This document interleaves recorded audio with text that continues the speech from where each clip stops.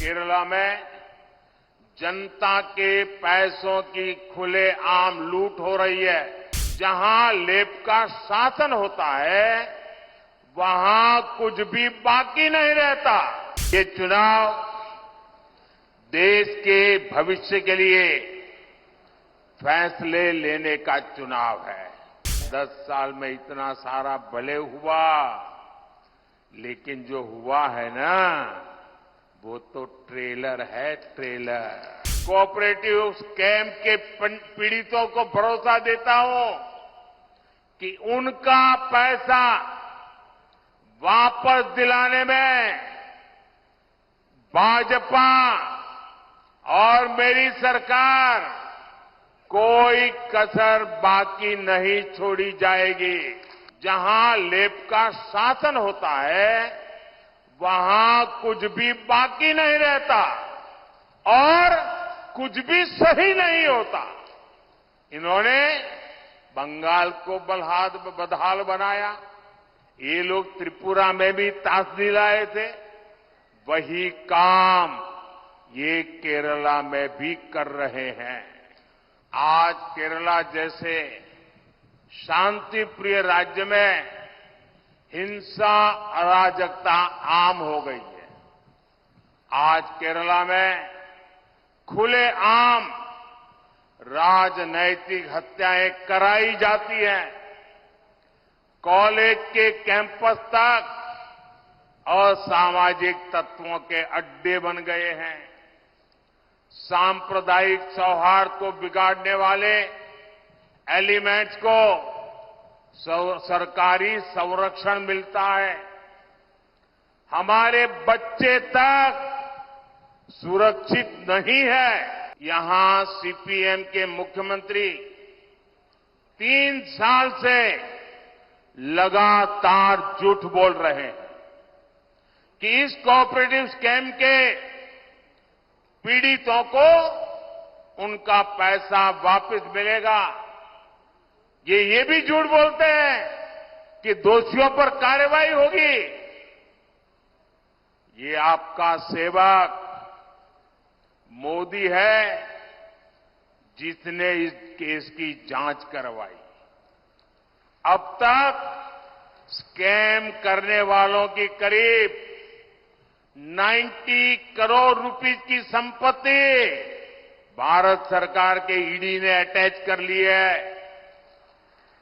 मैं इस बारे में कानूनी सलाह ले रहा हूं कि कैसे जिनके पैसे डूब गए हैं ऐसे गरीबों को उनका पैसा वापस कैसे करूं। ये 90 करोड़ रुपया उनको कैसे बांट दो।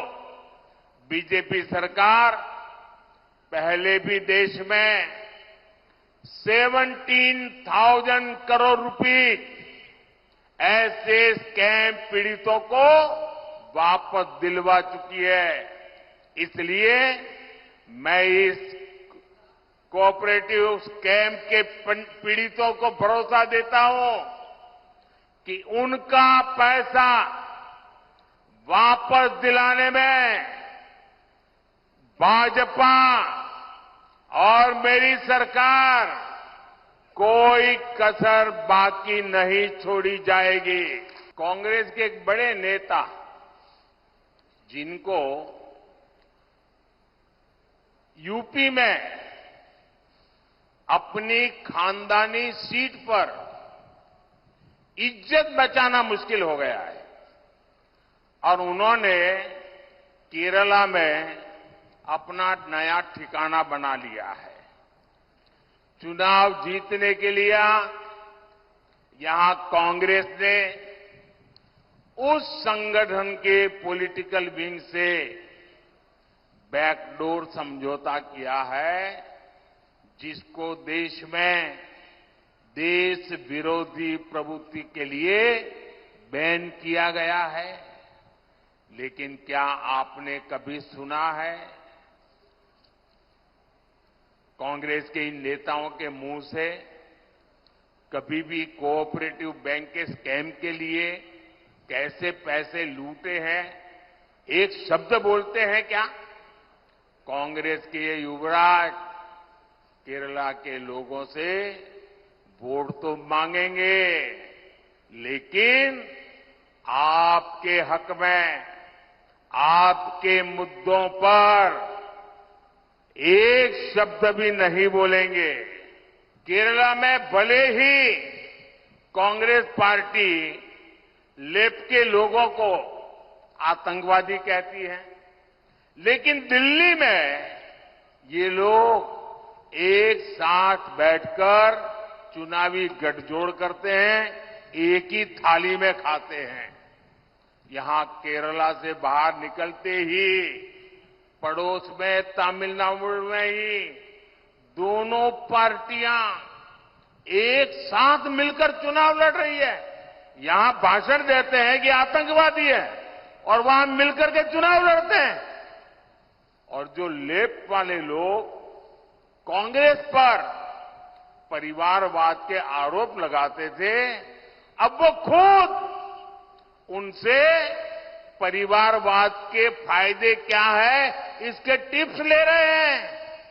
ये लोग इंडी अलायंस बनाकर साथ आए हैं क्योंकि ये जानते हैं कि मोदी इनके लूट के सब ठिकानों को ठप कर रहा है। इसलिए चाहे लेफ्ट हो या कांग्रेस, सबके निशाने पर मोदी ही है। लेकिन मैं आपको गारंटी देता हूं, बीजेपी और एनडीए को दिया गया आपका एक एक वोट गरीब के एक एक पैसे का हिसाब करेगा।